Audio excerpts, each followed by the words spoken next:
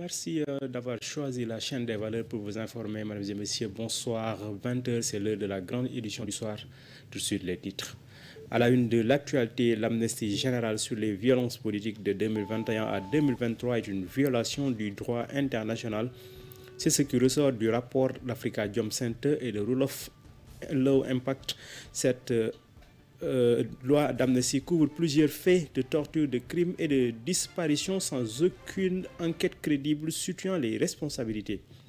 Le ministère des Infrastructures et des Transports a pied d'œuvre pour la réalisation du projet de restructuration du RTC d'un coût de 268 milliards de francs CFA. Les ouvrages en cours de réalisation vont durer 30 mois. Enfin, face à l'avancée des nouvelles technologies de l'information et de la communication, le Centre de linguistique appliquée de Dakar compte s'adapter. L'évolution de l'enseignement des langues au Sénégal revisité en marge d'un colloque international sur la question. Voici le sommaire, mesdames et messieurs, tout de suite le développement.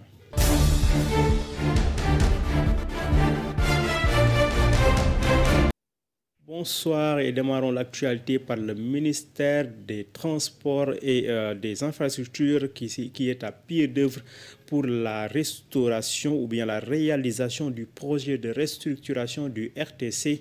C'est un réseau de rabattement au train express régional et le bus rapide transit avec pour objectif de renforcer la fluidité du trafic urbain. D'un coût de 268 milliards de francs CFA, les ouvrages en cours de réalisation vont durer 30 mois. C'est un compte-rendu signé Assoumangan et Pape Alassane Diop. Avec 14 lignes de bus prévues et 222 km de chaussées à réaliser, la phase 1 du projet de restructuration du réseau de transport en commun de Dakar est lancée en 2023. Il contribue à la fluidité et à la rapidité du trafic dans la capitale. Après le BRT et aussi le TER, il est prévu dans ce projet-là de mettre en place un réseau de 14 lignes de bus sur 30 km de voirie avec 2 ateliers dépôts. Il y a 700 arrêts de bus qui sont prévus et 9 carrefours également qui seront intégrés dans ce projet-là pour justement faciliter la mobilité des populations et favoriser leur accès à ces transports de masse que sont le BRT et le TER. Dans ce comité régional de développement, les impacts socio-économiques du projet ont été présentés. Les autorités anticipent sur des possibles incongruités. Nous avons vu que les démarches ont déjà entamé. On a déjà identifié environ 3000 personnes qui seraient affectées par le projet. Et on va continuer les démarches avec justement les autorités administratives, notamment les préfets, pour mettre en place des commissions, discuter avec les parties, les personnes qui seront affectées par le projet pour une libération apaisée de ces emprises-là. Donc les démarches sont déjà en cours et le nécessaire sera fait par les autorités compétentes. D'un coût de 268 milliards de francs CFA, la première phase du projet de restructuration du RTC est pilotée par la CETUD et l'AGEROUTE pour une durée de 30 mois. Éducation, le Sénégal s'inscrit dans une dynamique d'humanisation du système éducatif national à travers le concept NITE. C'est un concept nouveau qui intègre les aspects sociaux et culturels de la société sénégalaise. Objectif, promouvoir l'enracinement aux valeurs tout en permettant aux futures générations une ouverture au monde. Suivons dans cet élément les explications du ministre de l'Éducation nationale, M. Moustapha Mbaba Guirassy, au micro de Mbaye. Parmi les recommandations, c'est immédiatement de faire pénétrer, d'infuser nos différentes écoles de cette stratégie-là, au niveau central comme au niveau déconcentré. Encore une fois, nous pensons que le Sénégal est la demande la plus forte, la plus pressante, que nous avons connu, ce qui s'est passé en 2020, en réalité au cœur de la demande ou des demandes sociales, la construction de ce nouveau type de citoyen ou de ce Sénégalais-là. Et donc, l'endroit privilégié pour accompagner donc ce Sénégalais, pour l'avènement donc de ce Sénégalais, le lieu privilégié naturellement, donc c'est l'école. L'école qui doit être pensée. Et ça a été le moment pour tous les acteurs présents ici de lancer un appel pressant à toute la communauté, à toute la nation sénégalaise. Nous parlons de société éducative.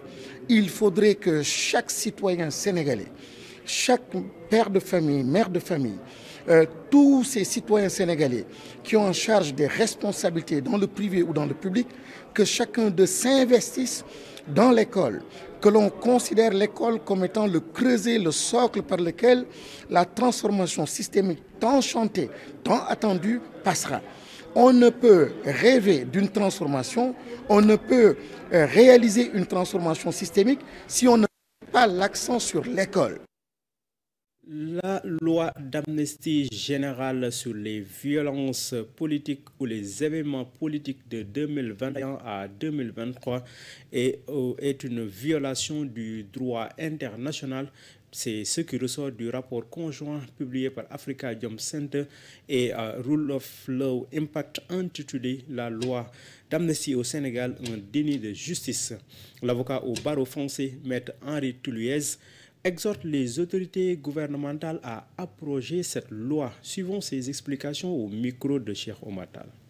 Aujourd'hui, Afrikajom Center et l'université de Stanford publient un rapport qui regarde la loi d'amnistie, qui l'étudie et l'analyse au regard du droit international pour conclure que la loi d'amnistie en l'état est contraire au droit international.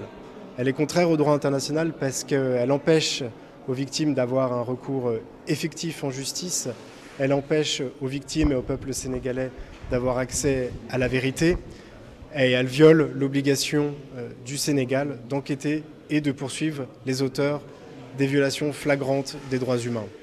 Enfin, elle est illégale parce qu'elle offre une immunité inconditionnelle aux auteurs des violations des droits de l'homme sans que ces derniers n'aient à offrir une quelconque contrepartie. En l'état, cette loi d'amnistie ne devrait pas permettre aux auteurs des violations des droits de l'homme de profiter d'une forme d'impunité, de profiter d'une forme d'immunité.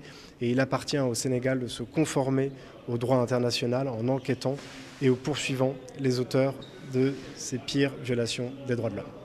Nous prenons acte avec Afrikajom Center de la déclaration du Premier ministre Ousmane Sonko de retirer la loi d'amnistie, mais à notre sens et au sens du droit international, en réalité, cette loi d'amnistie est déjà dénuée d'effets juridiques puisqu'elle est contraire au droit international.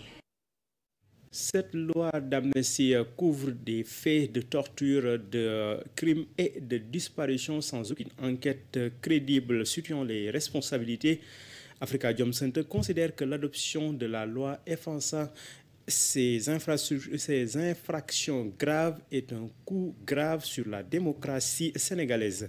Selon Alioune Tine, les familles des victimes ont droit à la vérité et à la justice pour apaiser leur deuil. Ces propos sont recueillis par Cheikh Omar Tall. Tout a été violé pendant cette période de 2021 à 2024.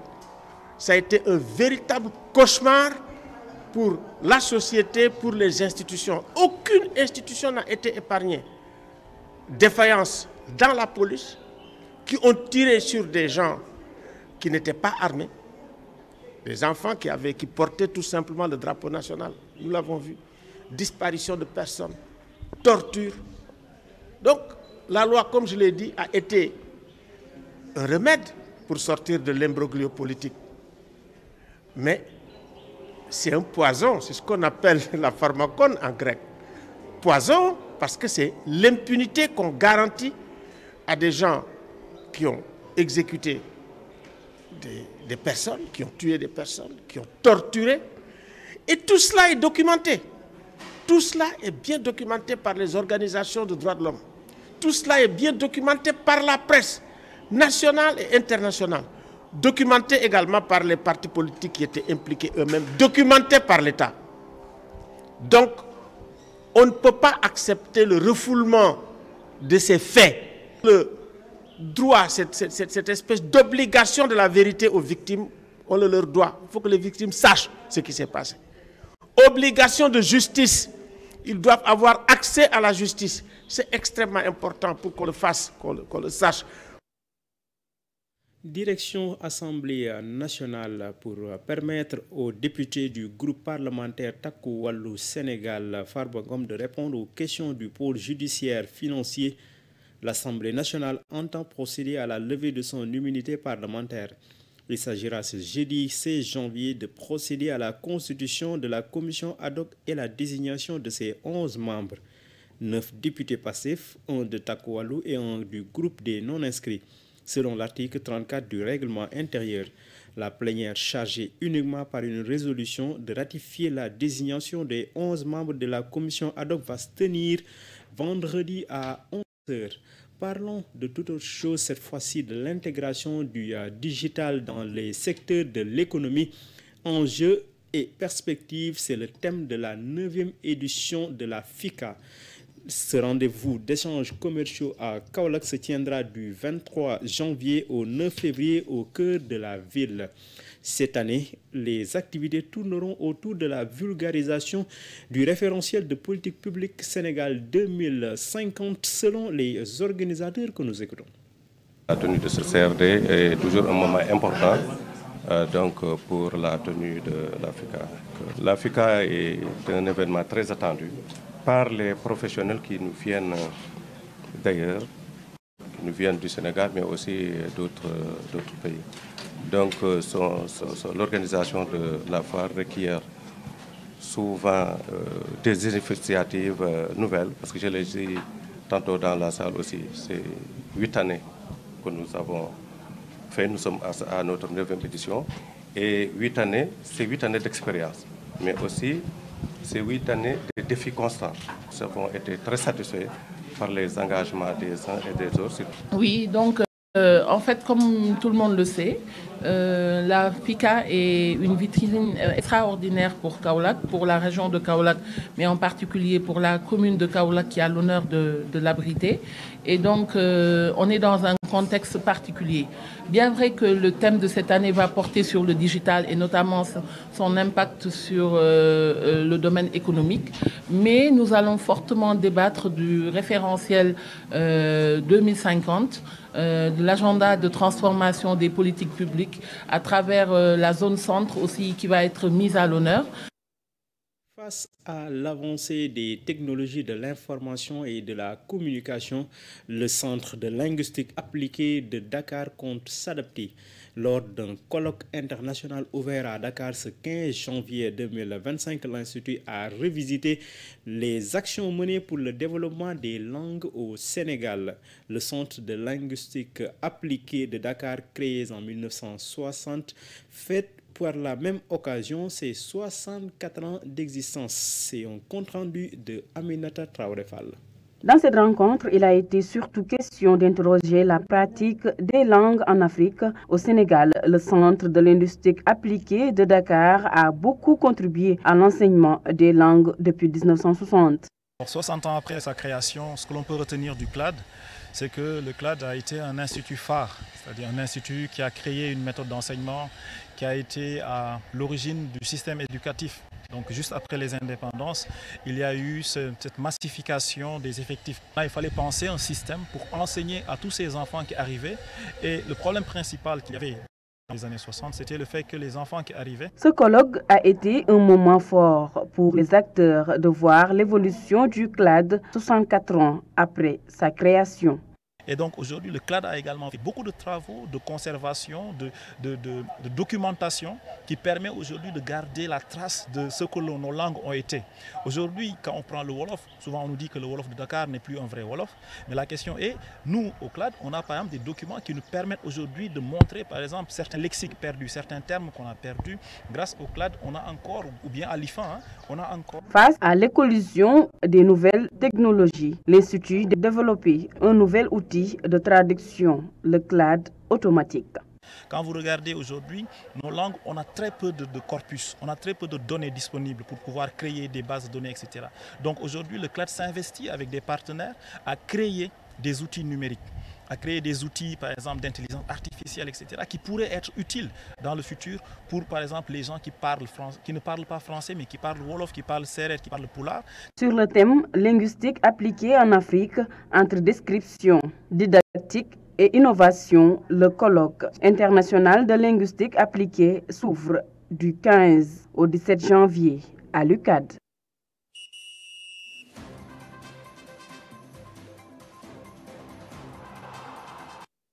À présent, la page sportive. Le Sénégal hérite du Nigeria dans le groupe D du championnat d'Afrique des Nations. Le tirage au sort de la compétition prévue en août 2025 a eu lieu ce mercredi dans l'après-midi. Le Sénégal jouera aussi le Congo-Brazza et le Soudan. Les Lions locaux tenants du titre auront fort à faire pour conserver la coupe pour l'édition 2025 prévue au Kenya, en Tanzanie et en Ouganda. Nous y reviendrons dans nos prochaines éditions. À présent, l'actualité internationale. Démarrons l'actualité internationale en Israël où des soldats se rebellent contre les crimes commis à Gaza. En Haïti, le président nomme un secrétaire d'État à la sécurité nationale pour mettre fin aux violences de gang. Mais avant cela, en RDC, des Chinois comparaissent devant un tribunal pour l'exploitation illégale des minerais du Kivu. Le tour d'horizon de l'actualité internationale, c'est avec Ismaël Mbaye. Commençons l'actualité internationale à RDC. 3 ressortissants chinois comparaissent devant le tribunal de grande instance de Bukavu en RDC pour des accusations graves telles que l'exploitation illicite des minerais et le blanchiment d'argent. Ces faits se sont produits à Walungu, au sud de Kivu, où leurs activités ont nui à l'environnement et aux ressources locales. Le procès vise à garantir un jugement équitable tout en respectant les droits de la République démocratique du Congo. À Haïti, Mario André Sol, ancien directeur de la police nationale, a été nommé secrétaire d'État à la sécurité publique. Il a prêté serment mardi et s'est engagé à lutter contre la criminalité transnationale et la montée des gangs. En 2024, la violence des gangs a causé 5600 décès et près de 1500 enlèvements, augmentant de 20% par rapport à l'année précédente. André Sol appelle à une mobilisation nationale et internationale pour restaurer la sécurité dans le pays. Enfin, à Israël, des soldats israéliens refusent de combattre dans une guerre qui dure depuis 15 mois, dénonçant des actes qu'ils considèrent comme contraires à l'éthique. Le groupe Soldats pour les otages s'est réuni à Tel Aviv pour sensibiliser sur cette question. Le conflit a débuté en octobre 2023 et a causé la mort de plus de 45 000 personnes à Gaza, dont plus de 14 000 enfants. Les soldats critiquent les motivations des autorités israéliennes, accusant une indifférence envers la vie des Palestiniens. Le mouvement tente d'obtenir un cessez-le-feu et environ 200 soldats ont signé une lettre appelant une telle action. C'était tout pour l'actualité internationale. C'en est tout également pour cette édition que j'avais le plaisir de vous présenter. Merci de votre fidélité à la chaîne des valeurs Mourchid TV. L'actualité revient demain 19h avec Momodou Thiam pour le journal en Wolof. Quant à moi, je vous donne rendez-vous pour le 20h. D'ici là, passez d'excellents moments en compagnie de la chaîne des valeurs.